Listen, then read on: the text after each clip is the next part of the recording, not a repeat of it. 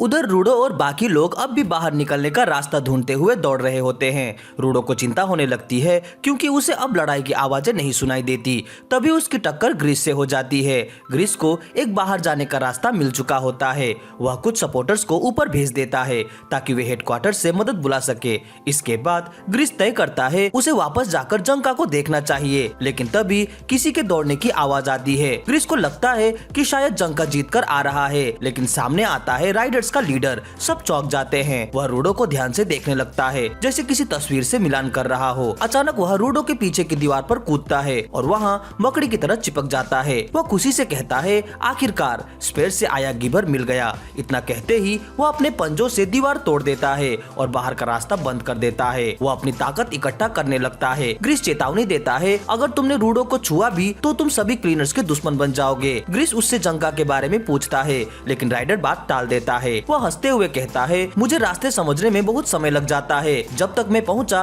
बाकी सब हार चुके थे। अफसोस सबका समय बर्बाद हो गया। वह ग्रिस को अनदेखा करके सीधा रूडो की तरफ बढ़ता है। वह कहता है कोई है जो तुमसे मिलना चाहता है, अभी हमारे साथ चलो। रूडो चौकन्ना हो जाता है। तभी राइडर उसका मास्क खींच लेता है और कहता है अब इसकी जरूरत नहीं, यहाँ कोई ट्रैश बीस्ट नहीं है। रूडो पूछता है स्टफ वाला क्लीनर कहाँ है। राइडर कहता है उसका रवैया खराब था, मारा नहीं है बस बेहोश किया है, लेकिन जहर उसे पसंद नहीं आएगा। फिर राइडर अपने छल्लों की ताकत जगा देता है। वे लोहे के पंजे में बदल जाते हैं। वह रूडो से कहता है शांति से चलोगे तो किसी को चोट नहीं लगेगी, लेकिन तभी ग्रिस और फोलो उस पर हमला कर देते हैं। राइडर आसानी से बच जाता है और उल्टा एक जोरदार किक से दोनों को दूर उड़ा देता है। राइडर ध्यान से सबको देखता है और कहता है फोलो में गिबर बनने की क्षमता है, लेकिन ग्रिस में कुछ भी खास नहीं। ग्रिस फिर भी उठ खड़ा होता है और मजबूती से कहता है मैं अपनी टीम की रक्षा करूंगा, चाहे सामने कोई भी हो। राइडर उसे कमजोर कहकर हंसी उड़ाता है। कमजोर लोग कुछ भी नहीं बचा सकते। रूडो डर जाता है और ग्रिस से पीछे हटने को कहता है,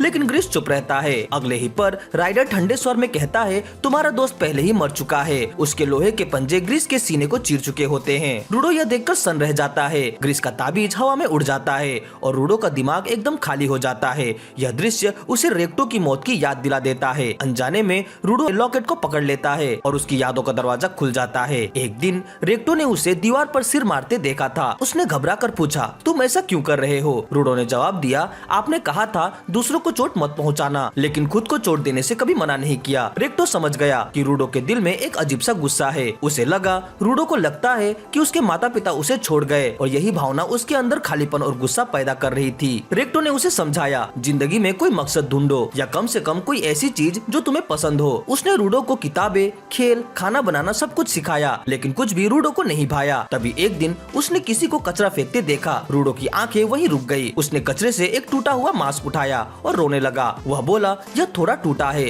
पर इसमें अब भी जिंदगी है, इसे फेंकना गलत है, मैं इसे ठीक करना चाहता हूँ। तभी रेक्टो समझ गया रूडो सिर्फ कचरा नहीं बल्कि उसकी कीमत देख पा रहा था। वर्तमान में लौटते ही रूडो के हाथ में पकड़ा लॉकेट चमक उठता है और एक स्पेशल हथियार बन जाता है। राइडर हैरान रह जाता है और ग्रिस जो अब भी जिंदा था आखिरकार समझ जाता है कि रूडो की असली ताकत क्या है। ग्रिस कमजोर आवाज में कहता है रूडो चीजों को स्पेशल हथियार नहीं बनाता, वह तो उनकी छुपी हुई ताकत जिंदा कर देता है। और तभी रूडो के हाथ में पकड़ा लॉकेट चमक उठता है और एक अजीब जैसा जिंदा हथियार में बदल जाता है। राइडर यह देखकर पूरी तरह से दंग रह जाता है। वह खुशी से पूछता है इसका हथियार क्या करता है। उधर फोलो ग्रिस को संभाल कर आराम से लिटाता है, हालांकि उसकी हालत अब भी गंभीर होती है। रूडो भावुक होकर ग्रिस से कहता है आपने ही मुझे रास्ता दिखाया, आप न होते तो मैं अब भी अंधेरे में फंसा रहता। फिर वह राइडर की तरफ देखता है और कहता है अब मैं साबित करूंगा कि तुम गलत हो। राइडर मुस्कुराता है और अपना नाम बताता है ज़ैबर। वह कहता है मुझे मजबूत और ढीठ लड़ाके पसंद है और वह रूडो पर हमला कर देता है। दोनों के बीच जोरदार लड़ाई शुरू हो जाती है। उधर ग्रिस सोचता है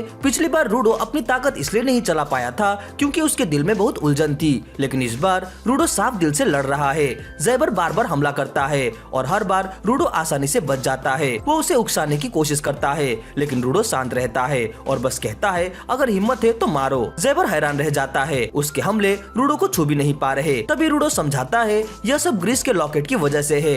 ग्रिस ने हमेशा दुआ की थी कि सब लोग मिशन से सुरक्षित लौटेंगे, इसीलिए यह एक रक्षा करने वाला हथियार बन गया था। ज़ैबर समझ जाता है यह हथियार हमलों से बचाता है। वो हंसकर कहता है अच्छा है, लेकिन इससे तुम हमला नहीं कर सकते। रूडो शांत होकर कहता है मुझे हमला करने की जरूरत ही नहीं। यह सुनकर ज़ैबर उलझन में पड़ जाता है। रूडो समझाता है मैं तो अपनी जगह से हिला भी नहीं, असल में तुम ही बार बार हिल रहे हो, इसीलिए मुझे पहले से पता चल जाता है कि तुम कहाँ जाओगे। जैबर उसकी बातों को ध्यान नहीं देता और फिर से हमला कर देता है, लेकिन इस बार रूडो का लॉकेट जैबर की दिशा थोड़ी सी बदल देता है। बस इतना ही काफी होता है कि जैबर पूरी तरह से गड़बड़ा जाए। रूडो कहता है, मैं इस हथियार से सीधा हमला नहीं कर सकता, लेकिन मेरे हाथ तो हैं, और वह जोर से जैबर के चेहरे पर घुसा मार देता है।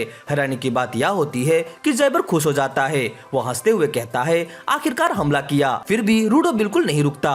जैसे ही जैबर का संतुलन बिगड़ता है, रूडो उसे और जोर से मारता है। जैबर पीछे से हमला करने की कोशिश करता है, लेकिन लॉकेट उसकी रफ्तार तोड़ देता है और रूडो उसके पेट पर भारी वार कर देता है। अब जैबर नई चाल चलता है। वह आसपास तोड़फोड़ करके धूल का बादल बना देता है ताकि रूडो कुछ देख ना पाए। अचानक एक पत्थर उड़ता है, रूडो बच जाता है। फिर और पत्थर आते हैं, वह सबसे बच जाता है। तभी जैबर पीछे से हमला करता है, लेकिन लॉकेट फिर से उसकी चाल बिगाड़ देता है और रूडो उसे जमीन पर पटक देता है। जैबर अब पूरी रफ्तार से हमला करता है, फिर भी वो रूडो को छू भी नहीं पाता। ऐसा लगता है जैसे रूडो को हर बार पहले से पता हो। वो जैबर को लगातार मारता है और आखिरकार उसे दीवार का सहारा लेना पड़ता है। फिर भी जैबर हंसता है। वह कहता है, इतनी अच्छी मार मुझे बहुत समय बाद मिली है। फिर वह जोड़ता है, लेकिन अब तुम मुझे और नहीं मार पाओगे, क्योंकि उसे समझ आ चुका होता है रूडो का लॉकेट हर बुरी नियत वाले हमले को पहचान कर उसे दूर हटा देता है। लेकिन तभी जैबर नोटिस करता है, जब धुएं में से पत्थर उड़कर आते हैं तो रूडो का लॉकेट उन पर बिल्कुल भी रिएक्ट नहीं करता। रूडो को समझ नहीं आता